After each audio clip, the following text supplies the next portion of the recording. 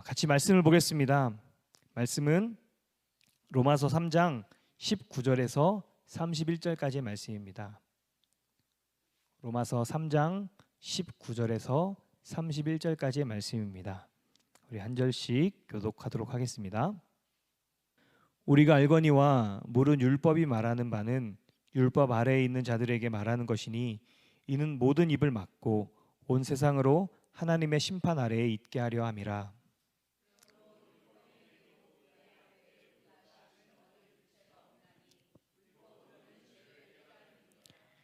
이제는 율법에 하나님의 한 의가 나타났으니 율법과 선지자들에게 증거를 받은 것이라.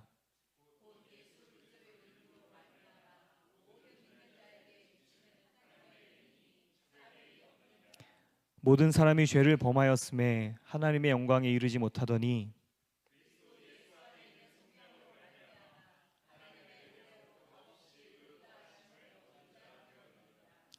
이 예수를 하나님이 그의 피로써 믿음으로 말미암는 화목제물로 세우셨으니 이는 하나님께서 길이 참으시는 중에 전에 지은 죄를 관과하심으로 자기의 의로우심을 나타내려 하심이니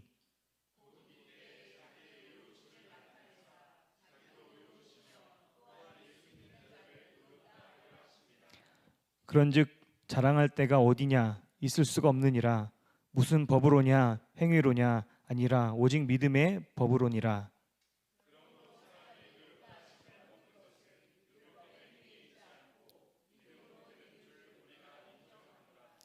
하나님은 다만 유대인의 하나님이시냐 또한 이방인의 하나님은 아니시냐 진실로 이방인의 하나님도 되시느니라.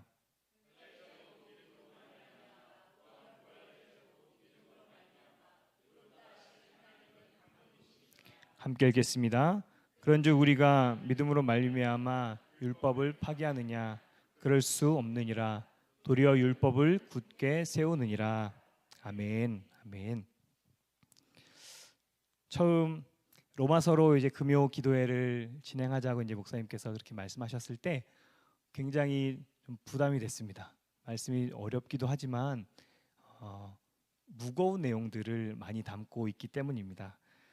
그래서 여러분들에게 오늘도 무거운 질문을 먼저 던지고 말씀을 좀 시작해 보려고 합니다. 여러분 한 주간 주님 안에서 온전하게 살아가셨습니까?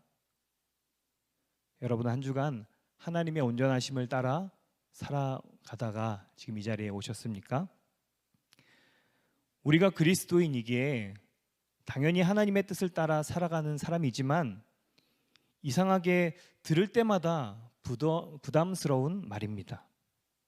그만큼 쉽지 않은 일이기 때문일 거예요. 온전하게 살아간다는 것은 무엇을 이야기할까요? 만약 우리가 세운 계획에 따라 흐트러짐 없이 살았다면 우리는 조금은 만족하면서 그래도 어느 정도 온전하게 살았네 이렇게 스스로 평가를 하게 될 것입니다. 하지만 우리는 이것이 온전하게 살았다는 것과는 조금 다르다고 느낄 것입니다. 왜냐하면 온전함의 주체는 내가 아니라 하나님이시기 때문입니다. 온전하게 살아간다는 것은 우리가 매일의 삶 속에서 주님께 묻고 주님의 인도하심을 따라서 순종하는 삶을 살아가는 것을 이야기합니다. 때로 그 결과가 좋지 않거나 혹은 나의 계획대로 되지 않아도 내가 주님께 묻고 주님께 전적인 순종을 드렸다면 우리는 그때 그래도 주님의 방법대로 온전히 살아가려고 애썼다 이렇게 말할 수 있지 않을까 생각해 봅니다. 결국 우리가 믿음으로 살아간다는 것은 어떤 행위의 성공과 실패보다는 우리의 중심이 어디로 향하고 있는지, 우리가 그 과정을 어떻게 살아내고 있는지가 더 중요하다는 것입니다.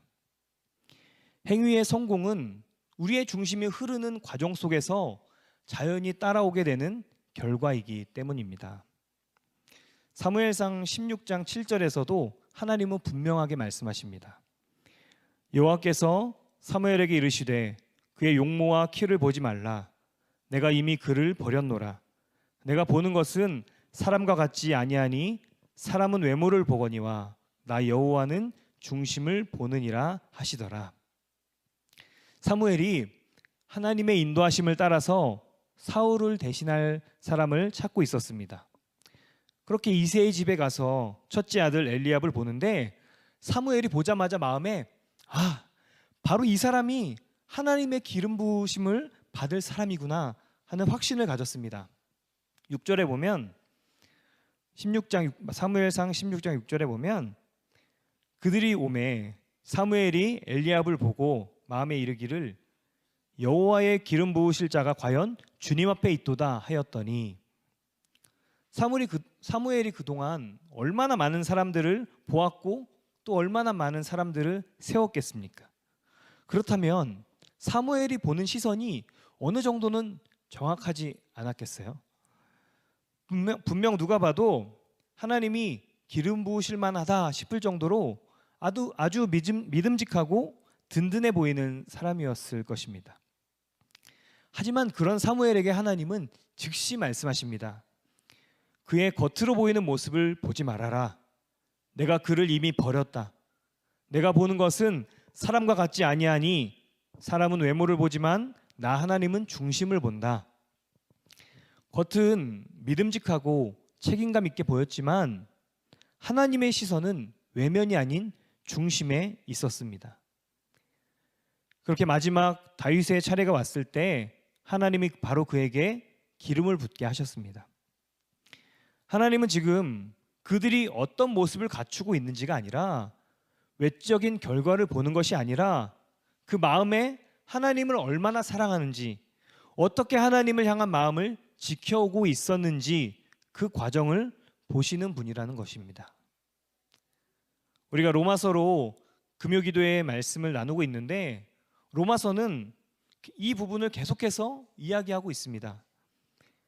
당시 그동안 율법을 따라서 살아왔던 유대인들에게 겉으로 치장하며 바르게 살아온 것처럼 좋은 결과만을 가지고 있는 이들에게 바울은 그것이 잘못되었다는 것을 계속 말해주고 있습니다. 아무리 율법의 행위가 있다고 해도 그 중심에 예수님이 없다면 그것은 죽은 신앙이라는 것입니다. 그리고 무엇보다 큰 문제는 사실 우리가 아무리 율법의 행위를 따라 살아간다고 해도 완벽하게 그 율법을 살아낼 수 있는 사람이 없다는 것입니다. 분명히 지키라고 주신 율법이지만 우리가 100% 그 율법을 따를 수 없다는 것이 문제입니다. 당시 유대인의 사고방식에서는 100% 율법을 따르는 사람만이 하나님을 잘 믿는 사람이었습니다. 그래서 그들은 기를 쓰고 자신들은 100% 율법을 따르는 사람인 것처럼 치장하고 드러냈습니다. 그리고 그렇게 그들은 하나님의 사람인 것처럼 보이면서 스스로의 행위를 사람들에게 자랑했습니다. 그런데 바울은 오늘 19절부터 20절에 분명하게 이 점을 지적하고 있습니다. 우리가 알거니와 무릇 율법이 말하는 바는 율법 아래에 있는 자들에게 말하는 것이니 이는 모든 입을 막고 온 세상으로 하나님의 심판 아래에 있게 하려 함이라. 그러므로 율법의 행위로 그의 앞에 의롭다 하심을 얻을 육체가 없나니 율법으로는 죄를 깨달음이니라. 우리에게 율법이 있는 이유는 그것을 통해서 우리가 얼마나 죄인인지를 깨닫게 하기 위함이라는 것입니다. 인간으로서는 하나님의 율법을 온전히 지킬 수 없다는 것을 깨닫고 죄인임을 인정해서 하나님께 나아오도록 한 것이 율법의 역할입니다. 그런데 유대인들은 자신들이 그것을 지킬 수 있는 것처럼 해서 스스로가 하나님처럼 거룩한 사람임을 자랑하는 데 힘을 쏟았습니다. 그래서 유대인들은 오늘 본문에서 이야기하는 죄인임을 깨닫고 나서 그 다음 단계에는 이를 수가 없었습니다.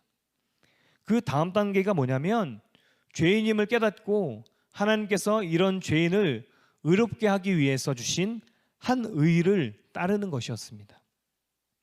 21절에 이제는 율법 외에 하나님의 한 의가 나타났으니 율법과 선지자들에게 증거를 받은 것이라 곧 예수 그리스도를 믿음으로 말미암아 모든 믿는 자에게 미치는 하나님의 의인이 차별이 없느니라.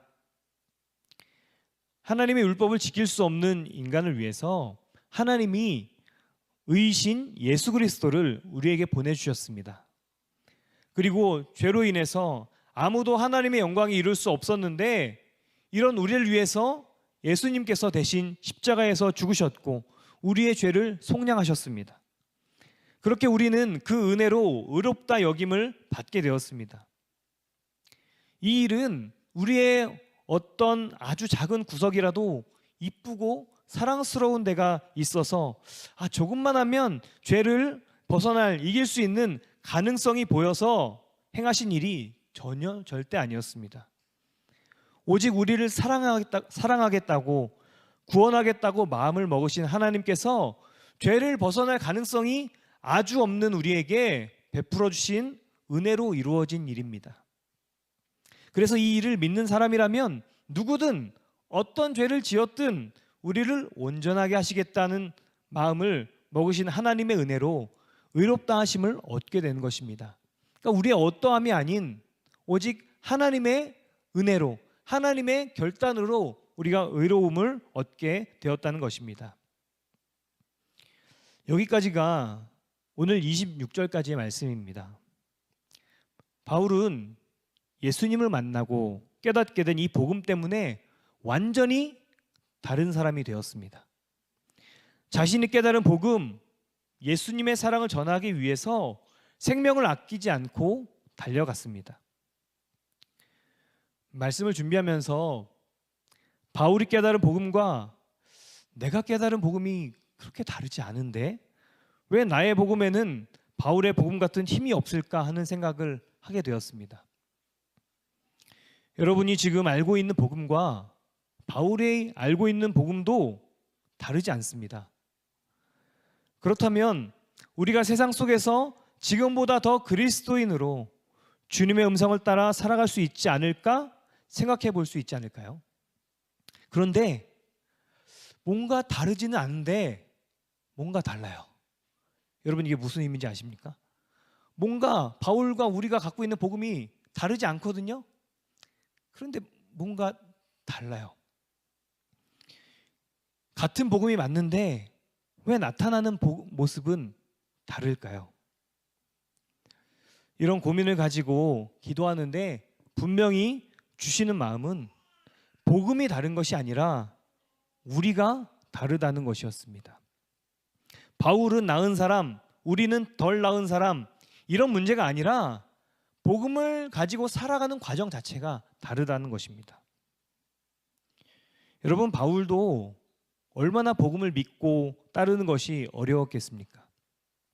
한평생 잘못된 복음을 믿고 살다가 다메섹 도상에서 극적인 변화를 겪었습니다.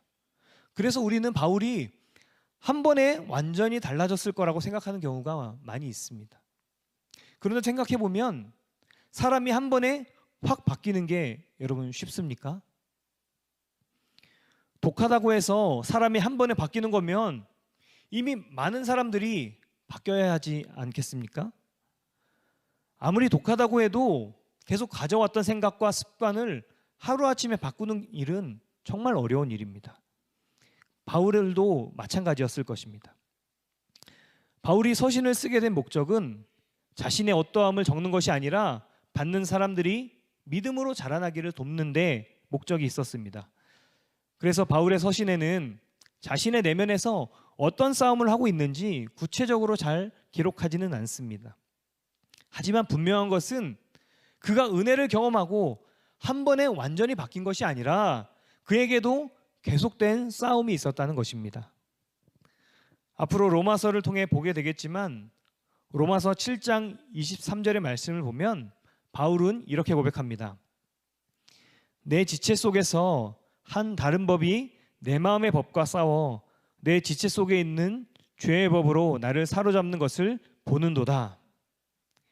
우리의 마음 속에서 일어나는 하나님의 법과 죄의 법의 싸움을 아주 정확하게 표현하지 않았습니까?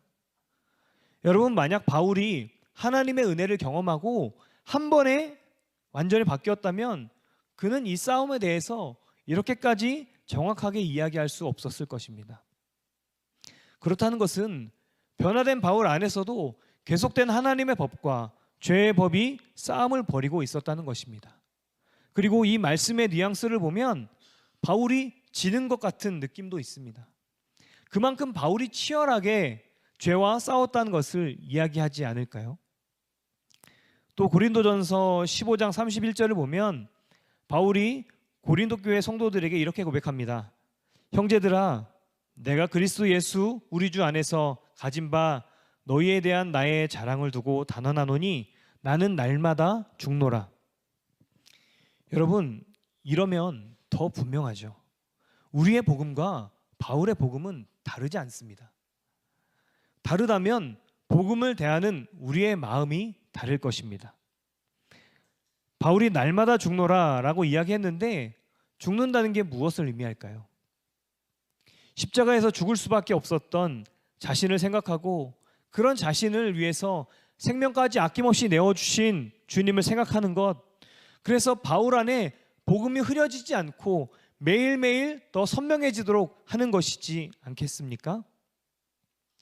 화가 날 때, 죄의 유혹이 올라올 때, 과거의 잘못된 습관이 다시 나타날 때, 누군가가 미워질 때, 용서하고 싶지 않을 때, 마음이 가난해질 때, 우울할 때, 부정적인 생각이 가득할 때, 비판과 판단이 머릿속에 가득 찼을 때, 이때 바울이 한 것은 이런 나를 위해서 십자가에서 대신 생명값을 치러주신 주님을 생각하는 것이었습니다. 그리고 그때 내가 이미 주님과 함께 죽었음을 다시 마음에 새기는 것이었습니다. 그렇게 바울은 내면에서 여전히 주인 행세하려는 자신과 날마다 싸우며 마음을 지켜나갔습니다. 그래서 주님의 사랑이 그 안에 가득 채워지기를 위해서 힘썼습니다. 그리고 그렇게 가득 찬 주님의 은혜로 그는 마지막 사명까지 감당할 수 있었습니다. 그에게는 사명이 먼저가 아니라 그 안에 복음을, 은혜를 놓치지 않는 것이 먼저였다는 것입니다. 여러분, 지금 잠시 눈을 감고 생각해보는 시간을 갖기 원합니다. 여러분을 100이라고 봤을 때 여러분 안에 십자가 복음이, 주님의 사랑이 과연 얼마나 차지하고 있는지 지금 잠깐 눈을 감고 생각해 보시기 바랍니다.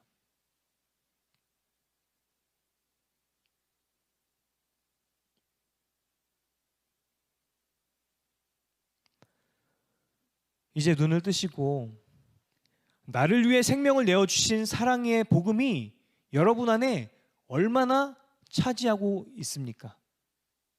50%? 한 70? 한 95? 여러분, 주님의 복음이 우리 안에 차지하는 영역은 100이어야만 합니다. 100이 아니고서는 우리가 주님을 온전히 따른다라고 말할 수 없습니다. 물론 100이 얼마나 어렵고 힘든 일인지 누구보다 잘 알고 있습니다. 그리고 어쩌면 100은 우리가 죽어서 주님 품에 안길 때나 가능할지도 모르겠습니다. 하지만 지금 제가 말씀드리고 싶은 것은 현재 상태에 안주하지 말고 복음이, 주님의 사랑이 우리 안에 가득 채워지기를 위해서 힘써야 한다는 것입니다. 바울이 했던 것처럼 우리도 날마다 주님의 십자가를 묵상하고 그 십자가의 사랑은 흐려지지 않도록 주님께 더욱 가까이 나아가야 한다는 것입니다. 우리가 처음 복음을 접하고 예수님의 사랑을 깨닫고 그 영향력 아래 있을 때 우리를 생각해 보십시오. 그때는 우리가 그 100을 향해서 달려가지 않았습니까? 어쩌면 그때 우리는 오늘의 바울과 같은 선상에 있었을지도 모르겠습니다. 그런데 지금 이렇게 먼 차이가 느껴지는 이유는 바울은 날마다 주님을 생각하고 복음을 마음에 새겼고 우리는 날마다는 아니었기 때문이지 않을까 생각해 봅니다. 여러분, 조금 조심스러운 말이긴 하지만 예수님과의 동행도 마찬가지입니다. 예수님과의 동행, 너무나 은혜로운 말이고 너무나 살아가고 싶은 삶의 모습입니다.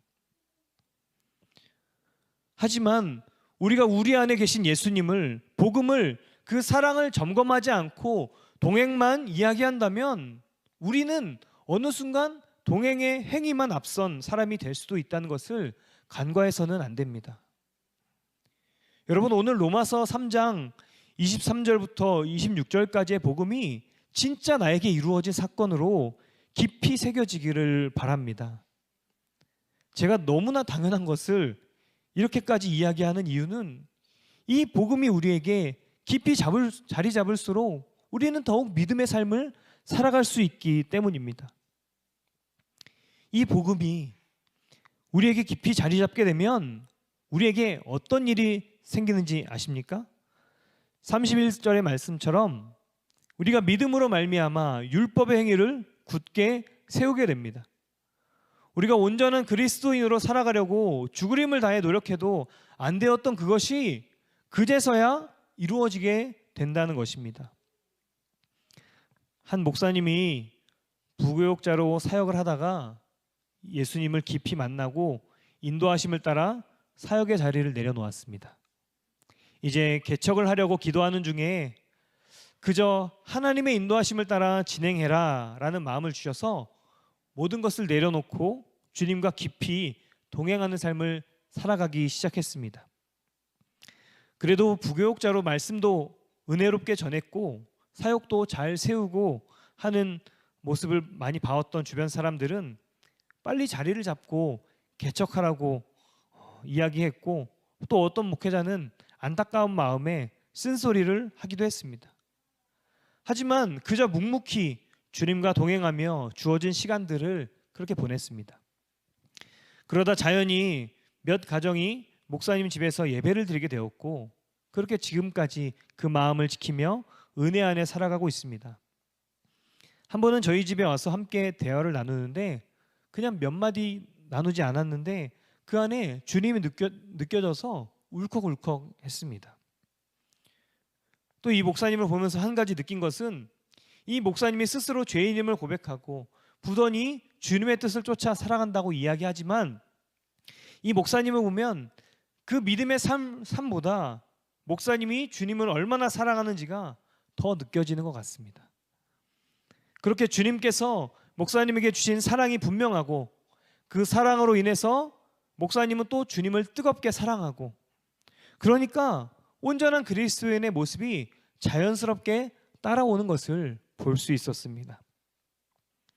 여러분, 저는 이 목사님을 통해서 오늘 로마서 3장 19절부터 31절의 말씀을 직접 눈으로 보았습니다. 오늘 본문에서 분명히 이야기하는 것은 우리를 향해 주신 예수님의 사랑을 믿음으로 우리는 의로워지고 구원을 받게 된다는 것입니다. 그리고 그렇게 우리 안에 믿음이 분명하면 온전한 그리스도의 삶이 자연스럽게 따라오게 된다는 것입니다.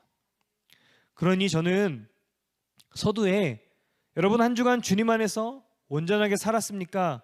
라고 시작했던 질문을 이렇게 바꾸고 싶습니다. 여러분 한 주간 여러분 안에 주님의 복음을, 여러분을 향한 주님의 사랑을 가득 채우며 사셨습니까? 여러분 그렇게 사셨다면 결과는 조금 아쉬워도 우리는 온전하게 살았다라고 이야기할 수 있을 것입니다. 오늘 우리가 기도할 때 주님, 내 안에 주님의 그 크신 복음의 사건이 온전한 나의 사건으로 깨달아지게 하시고 주님의 사랑으로 내가 충만히 채워지게 하소서, 이렇게 기도하는 저와 여러분들 되시기를 축복합니다. 주님은 오늘도 분명히 우리의 마음을 두들기시고 우리를 부르고 계십니다.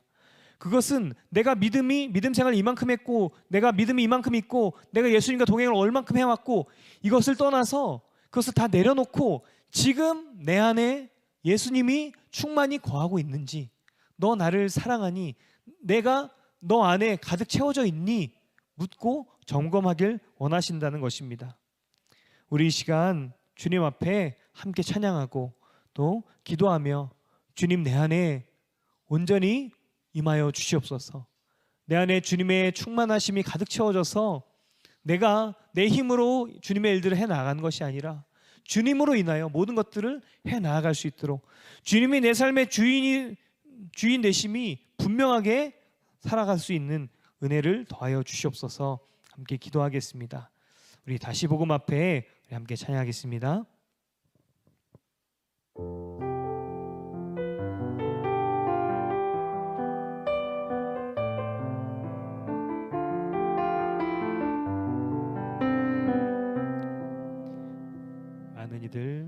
많은 이들 말하고 많은 이들 노래는 하지만 정작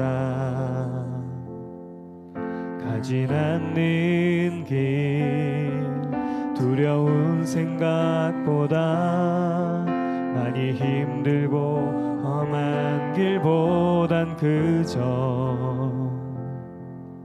말로만 가려기에 점점 멀어져만 가네.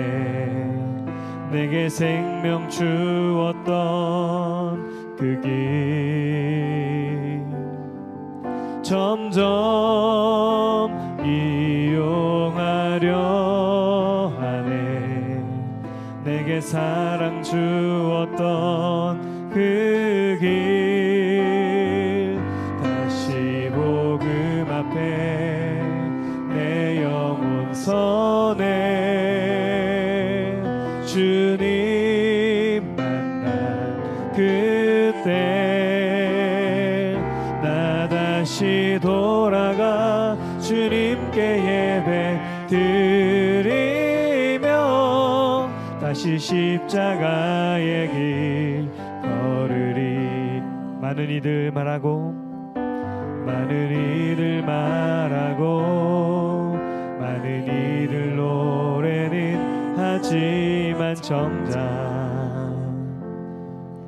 가진 않는 길 두려운 생각보다 많이 힘들고 험한 길보단 그저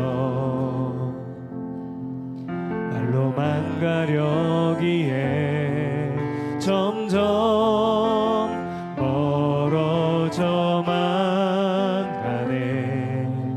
내게 생명 주었던 그 길 점점 이용하려 하네. 내게 사랑 주었던 그 길 다시 복음 앞에 내 영혼 서네. 주님 만난 그때 나 다시 돌아가 주님께 예배 드리며 다시 십자가의 길 걸으리. 다시 복음 앞에 다시 복음 앞에 내 영혼 서네. 주님 만난 그때 나 다시 돌아가 주님께 예배 드리며 다시 십자가의 길 걸으리. 다시 복음 앞에 다시 복음 앞에 내 영혼 서네. 주님 만난 그때 나 다시 돌아가 주님께 예배 드리며 다시 십자가의 길 걸으리. 우리 이 시간 기도하겠습니다. 먼저 우리의 마음을 주님 앞에 내어놓기 원합니다. 우리 안에 주님이 아닌 다른 무언가로 가득 채워져 있다면 우리의 마음을 먼저 비우기 원합니다. 그것이 아무리 좋은 거룩한 일일지라도 혹시 주님보다 그 일이 앞서 있지는 않을지 점검하며 기도하겠습니다. 주님, 내 마음을 주님 앞에 내어놓습니다. 저를 깨끗이 비워주시고 주님의 것으로 가득 채워 주시옵소서. 내 안에 상처가 가득해서 주님을 온전히 채우지 못하고, 내 안에 나의 습관이 가득해서 주님을 온전히 채우지 못하고, 내 안에 죄됨이 가득해서 주님을 온전히 채우지 못하니 이런 우리를 긍휼히 여기시고 주님의 보혈로 성령의 불로 나를 깨끗이 비워주시고 주님으로 충만케 하여 주시옵소서. 시간 주여 한번 부르시고 통성으로 기도하겠습니다. 주여, 주님 온전히 주의 계신 가운데 나아갑니다. 성령님 우리를 주장하시고 주님의 이끄심 가운데 믿음으로 살 수 있도록 주님 붙들어 주시옵소서. 주님, 나는 너무나 부족합니다. 주님, 이런 우리를 주님께서 이 자리 가운데 불러주시고 말씀을 듣게 하시고 우리의 마음의 중심을 점검하게 하시니 감사합니다. 주님, 내 안에 상처가 가득해서 주님으로 채우지 못하고 있습니다. 내 안에 주님 더러운 죄악들이 가득해서 주님으로 채우지 못하고 있습니다. 주님, 내 안에 주님 나의 습관이 가득해서 주님으로 채우지 못하고 있습니다. 이런 우리를 주님 의탁하며 나아가오니 주님의 보혈로 정결하게 하여 주시옵소서. 주님의 성령의 불로 우리를 정결하게 하시고 깨끗이 비워주시옵소서. 그래서 내 안에 오직 주님의 것들만 채워지게 하여 주시옵소서. 오직 내 안에 주님의 것들만 채워지게 하여 주시옵소서. 주님의 거룩함이 내 안에 가득 채워지게 하시고 성령의 충만함이 내 안에 채워져서 이제 내가 사는 것이 아니라 내 안에 나를 인도하시고 이끌어 가시는 주님으로 살아갈 수 있는 우리가 될 수 있도록 인도하여 주시옵소서. 우리가 아무리 좋은 일을 할지라도 아무리 거룩한 일을 할지라도 먼저 우리 안에 주님이 가득 채워지게 오직 주님이 먼저 될 수 있도록 주님 우리를 점검하며 나아갑니다. 주님, 우리 안에 무엇이 가득 채워져 있습니까? 주님, 우리 안에 무엇이 가득 채워져 있습니까? 주님, 이런 우리가 주님을 찾고 구합니다. 우리가 주님이 가득 채워지기를 간절히 찾고 구합니다. 성령이 우리를 주장하시고 오직 성령의 인도하시고 이끄심 가운데 믿음으로 나아갈 수 있도록 우리를 붙들어 주셔서 이 밤에 우리가 주님을 찾고 구하오니 주님의 사랑을, 주님의 은혜를, 성령의 충만함을 우리 가운데 가득 채워주셔서 나의 어떠함으로 살아가는 것이 아니라 내 안에 살아계신 오직 주님의 사랑으로, 주님의 충만하심으로 살아가게 하여 주셔서 주님을 바라보게 하시고 주님을 의지하게 하시고 주님과 함께 동행함으로 믿음으로만 살아갈 수 있는 우리가 될 수 있도록 인도하여 주셔서 우리 시간 두 번째로 우리 안에 복음의 사건이 정말 나의 사건으로 깊이 깨달아지기를 위해서 기도하겠습니다. 바울에게 그 복음의 사건이 엄청난 충격이었고 은혜였고 사명을 이어갈 수 있는 힘이었던 것처럼 주님, 우리도 그 복음으로 인해서 신앙생활에 힘이 생기고 능력이 생기는 은혜를 더하여 주시옵소서. 나를 위해 주신 그 주님의 사랑을 분명히 깨닫게 하셔서 나에게 주신 힘들고 괴로운 상황에 끌려다니지 않게 하시고 오직 믿음으로 승리하며 나아갈 수 있는 우리가 되게 하여 주시옵소서. 시간 주여 한번 부르짖고 다시 한번 동성으로 기도합니다. 주여, 주님, 먼저 주님 앞에 나아갑니다. 성령이 우리를 붙드시고 오직 주님의 인도하심과 이끄심 가운데 믿음으로만 살아갈 수 있도록 인도하여 주옵소서. 주님, 바울의 복음과 우리의 복음이 전혀 다르지 않음을 고백합니다. 바울의 복음과 우리의 복음이 완전히 동일한 복음임을 고백합니다. 그런데 바울은 그 복음으로 믿음의 삶을 살았고 우리는 믿음의 삶을 살아가기에 부족함을 봅니다. 주님, 우리가 그 복음을 온전히 대할 때 우리가 매일매일 주님을 찾고 그 복음 앞에 온전히 나아가게 하여 주옵소서. 그래서 그 복음이 나의 사건이 되게 하시고 정말 내 삶 가운데 놀랍게 역사하신 주님의 은혜의 사건이 될 수 있도록 주님이 인도하시고 붙들어 주옵소서. 성령님, 우리를 붙드시고 인도하시기 원합니다. 성령의 이끄심 가운데 온전히 믿음으로 나아갈 수 있도록 우리를 붙드시고 인도하여 주옵소서. 주여,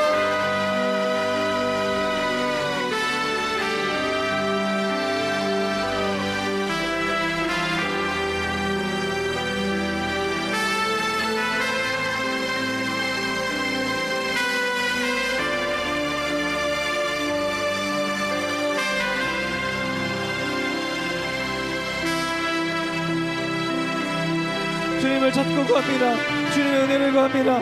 복음, 주님의 복음이 나의 복음이 될 수 있도록 인도하여 주셔서 주님께서 생명까지 아낌없이 내어주신 그 사랑이 나를 향한 사랑임이 분명히 깨달아지고 그 사랑이 내 안에 가득 채워지게 하여 주셔서 그래서 바울을 변화시키시고 바울을 끝까지 믿음의 사명을 걸어가게 하신 그 복음의 능력이 나에게도 동일하게 능력으로 임할 수 있도록 역사하여 주셔서 주님, 오직 주님을 의지합니다. 성령님 우리를 붙드시고 성령의 이끄심 가운데 온전히 믿음으로 살아갈 수 있도록 인도하여 주셔서 이 시간 기도하는 우리에게 주님의 복음의 능력을 더하여 주셔서 이 시간 기도하는 우리에게 성령의 충만함을 더하여 주시고 기도하는 우리에게 주님 복음이 분명히 믿어지고 깨달아지고 나의 사건이 되는 놀라운 역사하심, 바울과 동일한 복음의 역사하심이 우리에게도 있도록 주님 역사하여 주셔서